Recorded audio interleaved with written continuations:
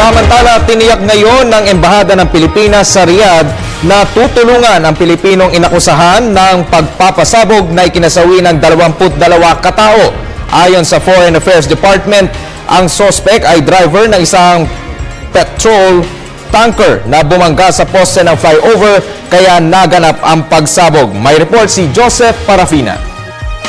Kinumpirma na ng Department of Foreign Affairs na Pinoy nga ang driver ng petrol tanker na sumalpok sa poste ng isang flyover at saka sumabog sa Riyadh, Saudi Arabia noong November 1, 2012. Nagpahayag na sa Philippine Ambassador Resident Tago na iniimbestigahan na ng Saudi authorities ang Pinoy na nagngangalang si Ruben Kebeng.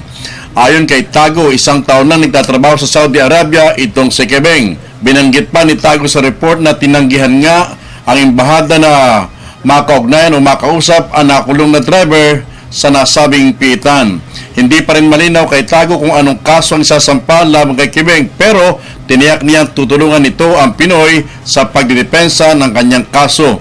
Matatandaan na 22 namatay sa pagsabog, kabilang ng isang Pilipino, habang higit pang 100 na nasugatan, kasama pa roon ang 12 Pilipino. Para sa Telebisyon ng Bayan, ako si Joseph Parafina.